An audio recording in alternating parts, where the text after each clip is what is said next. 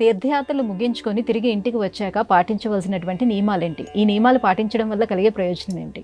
అనేకం ఉండగా ఆ ప్రయోజనాలలో మొదటిది,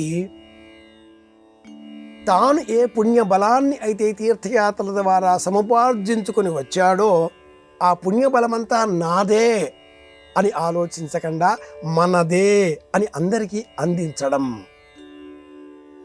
తీర్థయాత్రలు చేసి వచ్చిన ప్రతి కుటుంబంలోని వారు కూడా ఇంటిలో సమారాధన ఏర్పాటు చేసి ఏ ఏ దివ్యక్షేత్రాలలో దర్శనాలు చేసుకుని ఏ విధమైనటువంటి తీర్థప్రసాదాలు సేకరించుకుని వచ్చారో అవన్నీ కూడా ప్రతీకాత్మకం.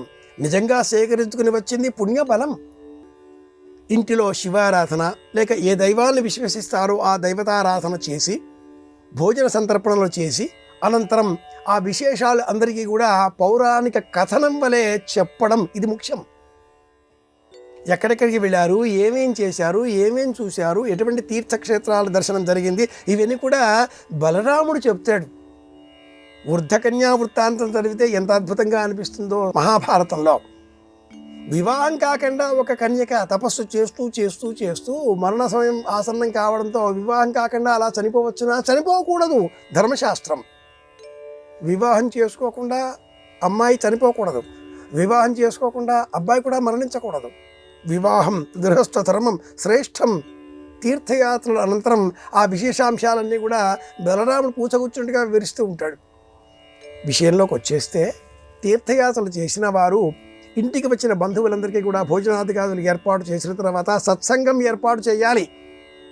ఆ సత్సంగంలో సాయంత్రం వేళ తాము చూచి వచ్చిన ఆ ప్రదేశాలలో ఉండే ప్రత్యేకతలను వివరించాలి.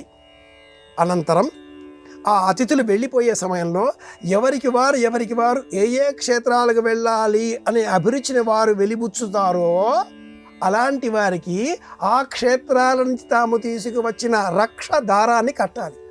కాశీదారం అన్న సంప్రదాయం ఇలా ఏర్పడింది. కాశీ క్షేత్రానికి వెళ్ళిన వాళ్ళు కాశీదారం తీసుకువస్తారు. అందరికీ పంచిపెట్టకూడదు. ఎవరికైతే మాకు కూడా వెళ్ళాలి అని ఉందండి అని అంటారో వారికి ఆ సంకల్పం కోసం కాశీదారం.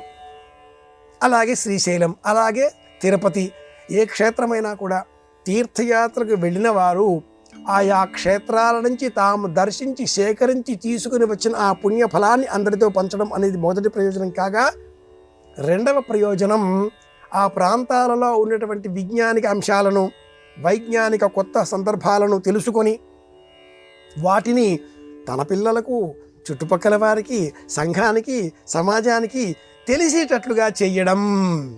ఇది రెండవ ప్రయోజనం. ఆదాన ప్రదానాలు అంటాం మనం. వీటితో పాటుగా కుటుంబ బంధువులు అందరితో కూడా ఒక సమాగమం ఏర్పాటు చేసుకోవడం ద్వారా సత్సంబంధాలు మెరుగున పడతాయి. ఒంటి కొమ్ము శొంఠి కొమ్ము అన్నట్లుగా కాకుండా కలిసి ఉందాం, సంగచ్చధ్వం సంవదధ్వం, ఇది పరమ ప్రయోజనం.